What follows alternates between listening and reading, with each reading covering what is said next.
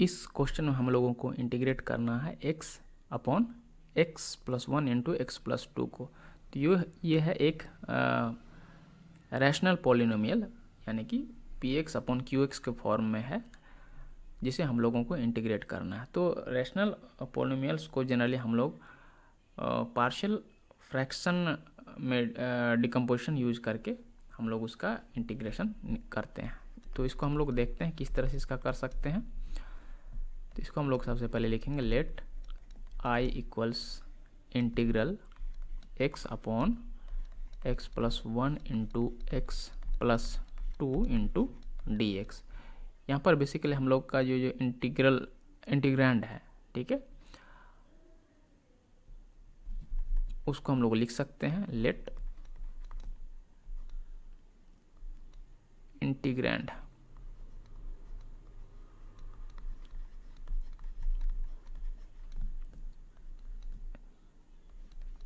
कितना है x upon x plus 1 into x plus 2। इसको हम लोग लिख देंगे a upon x plus 1 plus b upon x plus 2, यानी कि जितने भी यहाँ फैक्टर्स हैं उसको इस तरह से लिख देंगे, ठीक है। और फिर हम लोग इसको लिख सकते हैं, ये राइट हैंड साइड को अगर यहाँ एलसीएम ले तो ये हो जाएगा x plus 1 into x plus 2, और फिर डिनोमिनेटर से डिवाइड करेंगे तो आएगा एक्स प्लस 2। एक्स प्लस 2 को a से गुना करेंगे तो हो जाएगा a इंटू एक्स प्लस 2। उसी तरह से इधर हो जाएगा b इंटू एक्स प्लस 1। अब यहाँ पर देख सकते हैं कि x plus 1 into x plus 2 दोनों साइड डिनोमिनेटर में है, LHS और RHS में, तो वो कैंसिल आउट हो जाएगा, यानी कि हमारे पास केवल बचेगा x equals a into x plus 2 plus b into x plus 1। यहाँ पर हम लोग इसको एक्सपेंड करके x के पावर का कोफिशिएंट्स को कंपेयर करके भी निकाल सकते हैं, लेकिन यहाँ पर हम थोड़ा सा दूसरा मेथड लगाएंगे, ठीक है। इसमें हम लोग बाय मेथड ऑफ एलिमिनेशन कह सकते हैं उसको लगाएंगे, यानी कि a निकालना है तो b वाले टर्म को एलिमिनेट कर देंगे, और b निकालना है तो a वाले टर्म को एलिमिनेट कर देंगे। देखते हैं इसको हम लोग किस तरह से कर सकते हैं, ठीक है। यहाँ हम लोग लिख सकते हैं पुटिंग a निकालना है तो b वाले टर्म को एलिमिनेट कर देंगे, यानी कि इस वाले टर्म को हमको किसी तरह से जीरो करना है। तो इसको हम लोग लिख सकते हैं putting x equals to -1 in equation 1 we get यहाँ देखिए इस इक्वेशन -1 डालिएगा तो क्या आ जाएगा, x का value -1 equals a into x की जगह -1 plus 2 plus b into x की जगह -1 प्लस 1। यहाँ पर हम लोग देख सकते हैं कि -1 इक्वल्स a इंटू यहाँ पर 1 आ जाएगा प्लस b इंटू 0। यहाँ देखिए b के साथ 0 मल्टीप्लाई हुआ, ये टर्म आपका एक तरह से एलिमिनेट हो गया था। हम लोग लिख सकते हैं यहाँ पर a इक्वल्स टू -1। उसी तरह से हम यहाँ पर थोड़ा सा स्पेस बना के साइड में लिखते हैं putting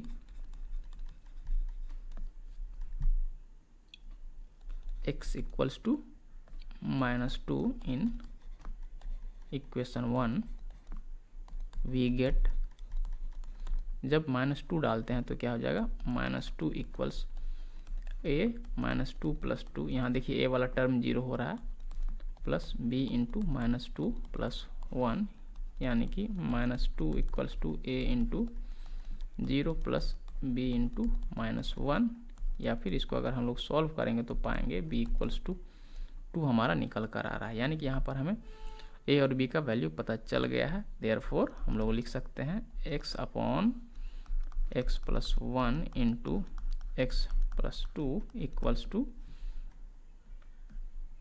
a -1 upon x plus 1 plus 2 upon x plus 2। अब यहाँ पर हम लोग नीचे लिख सकते हैं therefore using the above result, ऐसे लिख सकते हैं using the above result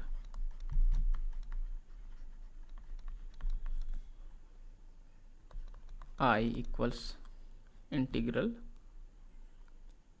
x upon x plus 1, एक बार लिख ही देते हैं, into x plus 2 into D x equals to, इस पूरे का हम लोग इतना लिख सकते हैं, ठीक है, -1 into x plus 1 plus 2 into x plus 2 into D x. अब इसको हम लोग थोड़ा सा इंटीग्रल्स का प्रॉपर्टी का यूज करके हम लोग इस तरह से लिख सकते हैं, -1 into D x upon x plus 1 plus 2 into integral D x upon x plus 2।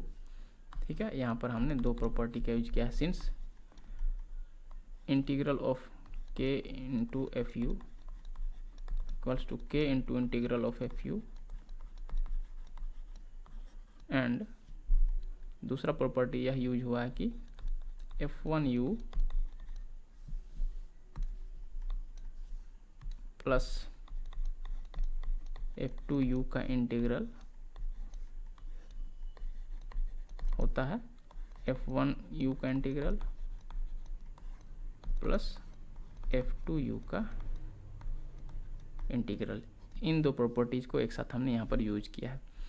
अब इसको हम लोग आसानी से जो फॉर्मूला है या फिर जो रिजल्ट है हमें पहले से पता है उसका यूज यहाँ पर कर सकते हैं।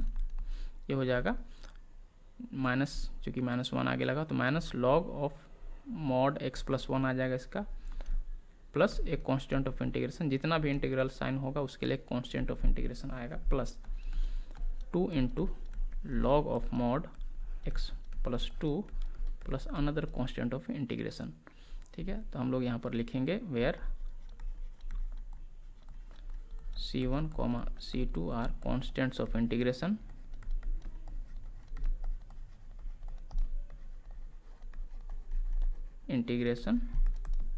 and since integral of du upon u equals to log mod u plus a constant k, and putting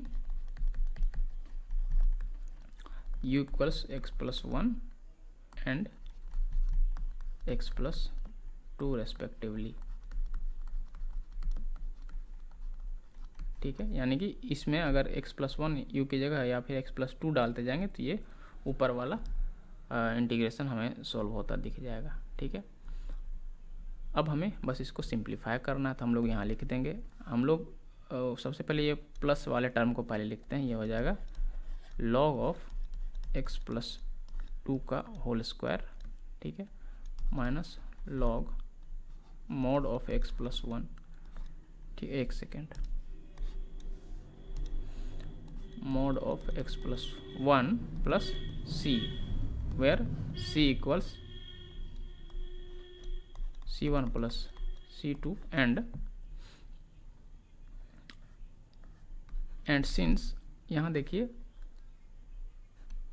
mod of a square equals to a square. ठीक है, यानी कि स्क्वायर होगा तो ऑटोमेटिक है कि उसका रिजल्ट पॉजिटिव आएगा, चाहे a का वैल्यू नेगेटिव हो या पॉजिटिव हो। तो